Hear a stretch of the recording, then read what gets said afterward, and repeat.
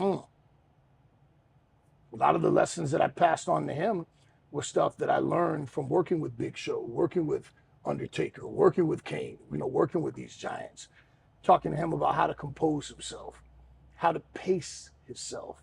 Like, you're going to have guys that are going to want to lift you up off your feet and do moves to you. Say no. And Omos, we went through that because it was kind of difficult for him, being a new guy, just learning the ropes. And, hierarchy and hierarchy matters in pro wrestling to a point. Usually, if you're a younger, greener guy and a more experienced veteran wants to do something, you give way to the veteran. But nowadays, veterans aren't like how they used to be. They don't have the same experience and the same grasp of psychology. So, I told Omos, you're going to get a little 175-pound dude that's going to want to suplex you. You have to be comfortable to say, no, you can't do that. You can't suplex me. Well, why not? Because I'm a fucking giant. That's why. And part of my job with him was to protect him. And that's kind of how me and Bobby ended up together too, because Bobby's way too nice for the damage that he can do. He's one of the nicest guys around. And Bobby's way too giving. So, guys will want to do stuff to Bobby, and Bobby would be like, and I'll be, no, you can't do that to him. And Bobby just be like, talk to Pete. Yeah. Like, no, you can't. Would you do that to Brock Lesnar? No. Well, that's Black Brock Lesnar. So no, you can't. No, you can't suplex him. No, you can't power bomb him. Not you. So protect your size. Protect being a giant. And Batista told me that when he was training with Afa and Sika, they told him some of the best advice ever: work how you look.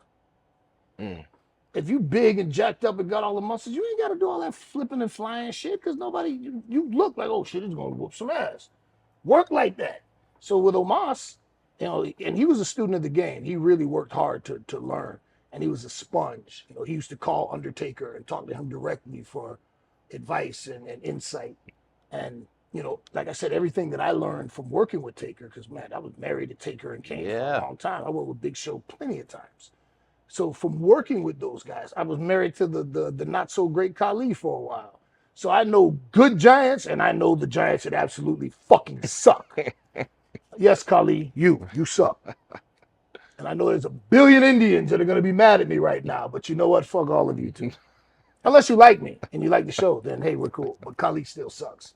But all of those lessons that I learned from those guys are the things that I gave to Omos. And we'd work with smaller guys all the time. And I remember specifically one or two times that there were some smaller guys that the one specific thing that I remember where Omos had the one guy by the wrist. And this is a little guy. I'm not going to say his name because he's a nice guy. I like him. But we were doing the $10,000 challenge where, if you could take the giant off of his feet, I'll give you 10 grand. Okay. And this guy, smaller guy, said at one point where Omos would have him by the wrist, and he would smack his hand away and do something. I said, whoa, back up. I say, hey, man, the giant has you by your wrist and you just smack his hand off? Come on, dog, you got to give me something better than that. It's a small detail, but it's a big thing. This guy's 7'4", nearly 400 pounds, with the hands this big. If he's got you by the wrist, your little ass ain't going to smack his hand away. Right on. If it's you and me, you could do that, just break the leg, that's fine. But no, not this is a giant. Treat him like a giant. And it makes you look better when you're able to finally get him rocking and reeling, So yeah, there's lessons like that. Just protect your size, protect being a giant. And Ray, being the smallest guy always, knows how to tailor his offense to the size of the guy he's working with. And that's the story when you get a little guy and a big guy. David and Goliath, you got to overcome. You got to chop this monster down and eventually get him down. But a lot of younger, less inexperienced guys feel like, no, we're the same size. I could suplex you. And no, man, that's not how it works. And you can do that. You can do the video game style of wrestling. But when you do that, you take something out of it for the fans. You take out the drama and the psychology. And the psychology is what really draws people in, because the story is, how is this little guy going to beat this big guy? And if right away the little guy gets in there and suplexes the big guy, then oh shit, this is, you know, this should be no problem.